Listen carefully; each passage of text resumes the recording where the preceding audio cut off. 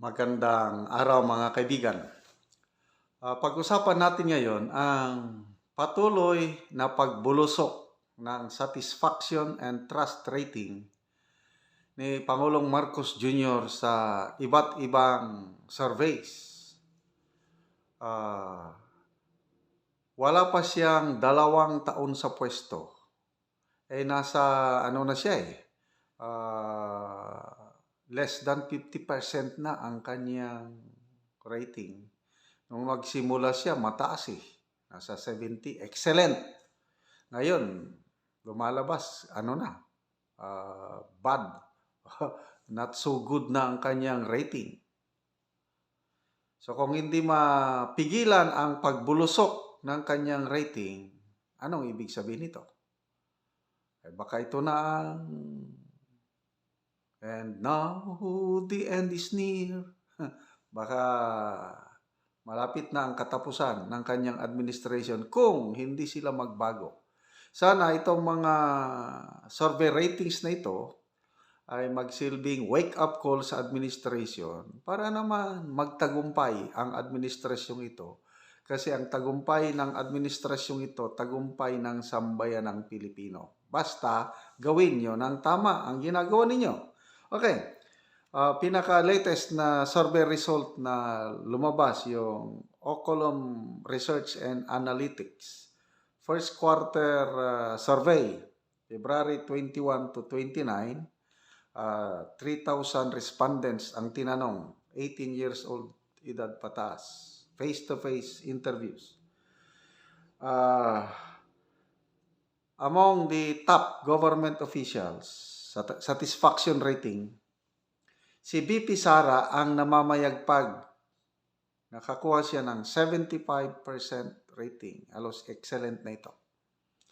Pumapangalawa sa kanya si Senate President Zubiri, 50%. Pangatlo na lang si PBBM, 49%.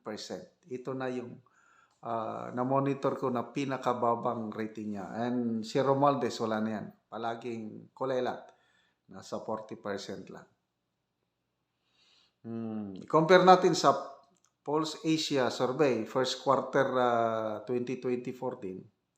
Si BP Sara, ang kanyang satisfaction rating, 67%. Siya pa rin nanguna.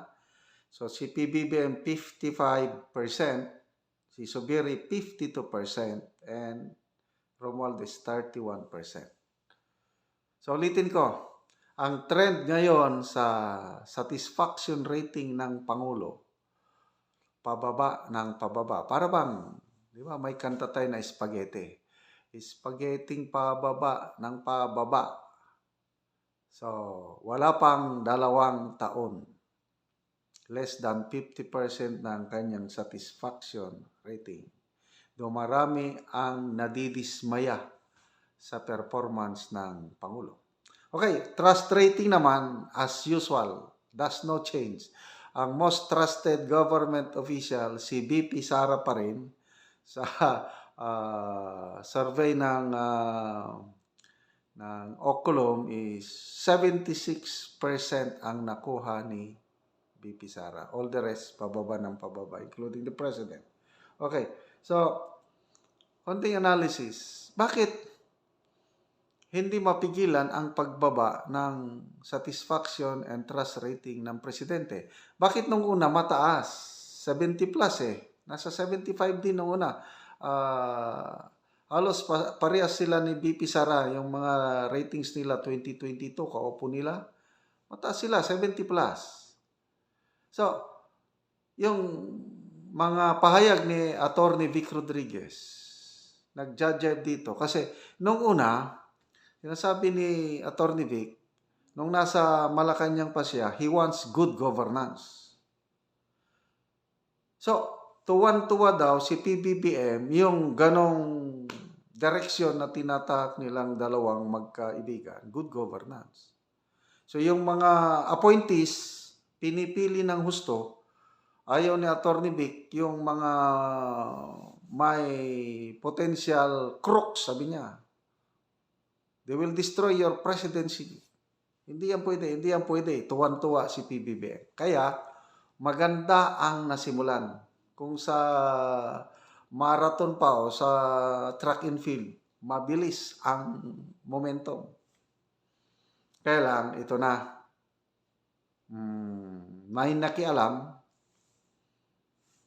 nawala yung magaling, maasahan executive secretary, pinalitan. No, in-appoint na kung sinong gustong i-appoint. Nagdatingan na milyonaryo, sino pa dyan na mga, wala na. Dami ng issue. May special envoy to China, alleged smuggler, tapos smuggling, hoarding kaliwat kanan, nauuna na ang yung political patronage, nagbabayad ng utang sa eleksyon. Yun ang nakikita kong problema.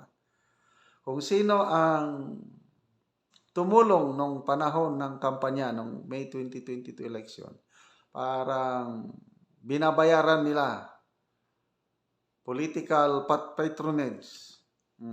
Na-appoint ang mga malalaking kontribusyon nung panahon sa election. Yun na. So, pag hindi sila magbago ang takbo, pasensya na lang, ang taong bayan, hindi nyo na maluloko ngayon kasi marami ng social media platforms ngayon na lalaman ang itinatagong lihim. So, yung mga pasabog, lalo na si Maharlika, kung walang mga puting ahas, walang Maharlika, hindi natin nalalaman yung mga ganong tinatagong lihim.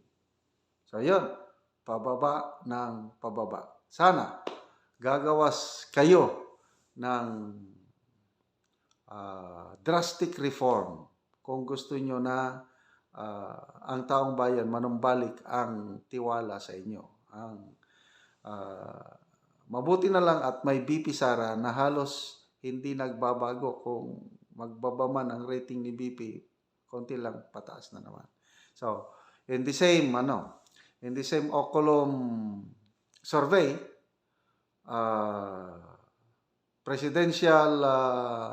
leading presidential candidate sa 2020 election, si BP Sara, namamayagpag. 42%. Yeah. As usual, ang pumapangalawa sa kanya, si Senator Tolfo, 17%. Pangatlo, Leni, 10%. Then, tay na yung tatlo, Moreno, Amy, and Pacquiao, 4% each. And then, Padilla, 2%. And Martin Romualdez, as usual, kulelat, hindi nakakuha ng 1%. Ano lang, 0.4%. Grabe. Okay. The same survey ng Ocolom, yung sa vice presidential survey naman, tinanong nila sinong preference.